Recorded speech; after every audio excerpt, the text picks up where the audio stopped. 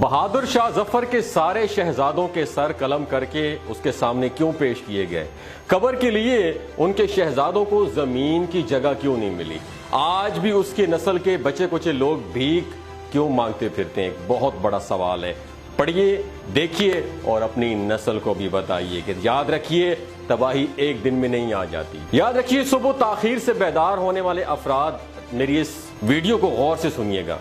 زمانہ 1850 کے لگ بھگ کا تھا، مقام دلی کا، وقت صبح کے 3:30 بجے کا تھا۔ سول لائن میں بگل بج اٹھا ہے۔ 50 سالہ کپتان رابرٹ اور 18 سالہ لیفٹیننٹ ہنری دونوں ڈرل کے لیے جاگ گئے۔ 2 گھنٹے بعد طلوع آفتاب کے وقت انگریز سویلین بھی بیدار ہو کر ورزش کر رہے ہیں۔ انگریز عورتیں گھڑ سواری کو نکل گئی ہیں۔ 7 بجے انگریز مجسٹریٹ دفتروں میں اپنی اپنی کرسیوں پر بیٹھ چکے ہیں۔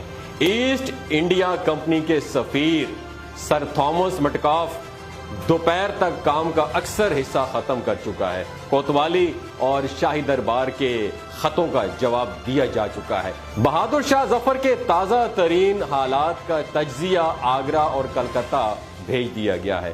دن کے 1 بجے سر مٹکاف بگی پر سوار ہو کر وقفہ کرنے کے لیے گھر کی طرف چل پڑا ہے۔ یہ ہے وہ وقت جب لال قلعہ کے شاہی محل میں صبح کی چہل پہل شروع ہو رہی ہے۔ ظل الہی کے محل میں صبح صادق کے وقت مشاعرہ ختم ہوا تھا، جس کے بعد ظل الہی اور عمائدین خوابگاہوں کو چلے گئے تھے۔ اس حقیقت کا دستاویزی ثبوت موجود ہے دوستوں کہ لال قلعہ میں ناشتے کا وقت اور دلی کے برطانوی حصے میں دوپہر کا لنچ کا وقت ایک ہی تھا۔ 2000 سے زائد شہزادوں کا بٹیر بازی، مرغ بازی، کبوتر بازی اور مینڈوں کی لڑائی کا وقت بھی وہی تھا۔ اب 100 سال یا 150 سال پیچھے چلے جاتے ہیں دوستو۔ برطانیہ سے نوجوان انگریز کلکتہ، اگلی اور مدراس کی بندرگاہوں پر اترتے ہیں۔ برسات کا موسم ہے، مچھر ہیں اور پانی ہے۔ ملیریا سے اوسط 2 انگریز روزانہ مرتے ہیں، لیکن ایک شخص بھی اس مرگ آباد سے واپس نہیں آتا۔ لارڈ کلائیو پیرول گھوڑے کی پیٹھ پر سوار ہوتا ہے۔ اب 2020 میں ہم آ جاتے ہیں۔ 95% سے زیادہ امریکی رات کا کھانا 7 بجے تک کھا لیتے ہیں، 8 بجے تک اپنے بستر میں ہوتے ہیں اور صبح 5 بجے سے پہلے اٹھ جاتے ہیں۔ بڑے سے بڑا ڈاکٹر صبح 6 بجے اسپتال میں موجود ہوتا ہے۔ پورے یورپ، امریکہ، جاپان، آسٹریلیا اور سنگاپور میں کوئی دفتر، کارخانہ، ادارہ، اسپتال ایسا نہیں جہاں اگر ڈیوٹی کا وقت 9 بجے ہے تو لوگ 9:30 بجے آئیں۔ آج کل چین دنیا کی دوسری بڑی طاقت بن چکی ہے۔ پوری قوم صبح 6 سے 7 بجے ناشتہ اور دوپہر 12:30 بجے لنچ اور شام 7 بجے تک ڈنر کر چکی ہوتی ہے۔ اللہ کی سنت دوستو یاد رکھیے کسی کے لیے نہیں بدلتی، اس کا کوئی ریلیٹو نہیں ہے، نہ اس نے کسی کو جنا نہ کسی نے اس کو جنا۔ جو محنت کرے گا تو وہی کامیاب ہوگا۔ عیسائی ورکر تھامس میٹکاف 7 بجے دفتر پہنچ جائے گا تو دن کے 1 بجے تولیہ بردار کنیزوں سے صاف کرنے والا بہادر شاہ ظفر مسلمان بادشاہی کیوں نہ ہو ناکام رہے گا۔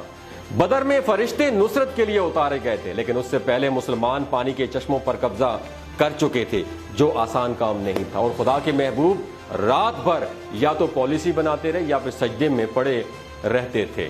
حیرت ہے کہ ان دانشوروں پر ہمیں حیرت ہے جو یہ کہہ کر قوم کو مزید افیون کھلا رہے ہیں کہ پاکستان 27ویں رمضان کو بنا تھا، کوئی اس کا بال بیکا نہیں کر سکتا۔ کیا سلطنت خداداد پاکستان اللہ کی رشتہ دار تھی؟ کیا سلطنت خداداد میسور اللہ کی دشمن تھی؟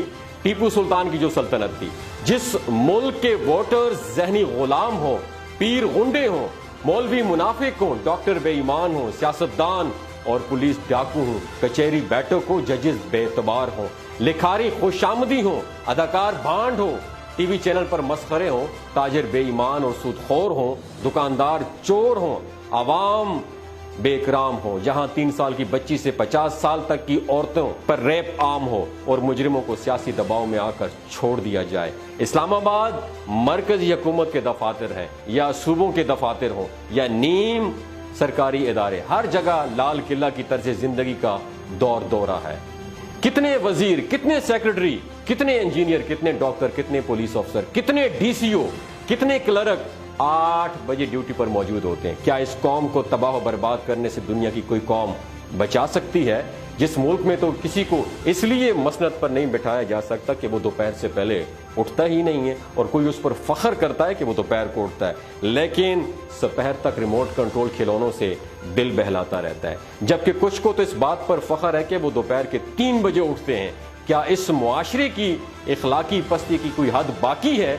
जो भी काम आप दोपहर को ज़वाल के वक्त शुरू करेंगे दोस्तों, याद रहिए वो ज़वाल ही की तरफ जाएगा। और हम बहैसियत कौम ज़वाल के वक्त उठते हैं, इसलिए हम ज़वाल का शिकार हैं। कभी भी इसमें बरकत और तरक्की नहीं होगी। ये मत सोचा करें कि मैं सुबह सवेरे उठकर काम पर जाऊंगा तो उस वक्त लोग सो रहे होंगे, मेरे पास गाहक किधर से आएंगे। गाहक और रिस्क याद रखिए अल्लाह रब्बुल इज्जत बेचते हैं। दोस्तों, आप भी जिंदगी में तरक्की करना चाहते हैं, आप भी चाहते हैं कि आपका इलाका, आपका खानदान, आपका मुआशरा, आपका मुल्क तरक्की करे, तो सुबह सवेरे उठने की आदत बनाएं। ज़वाल के टाइम मत उठिएगा, वरना आप भी ज़वाल का शिकार हो जाएंगे। जो कौमें तरक्की कर चुकी हैं वो कौमें सुबह से उठने के आदी हैं, वो कौमें सुबह सवेरे अपने दफ्तर में आने की आदी होती हैं।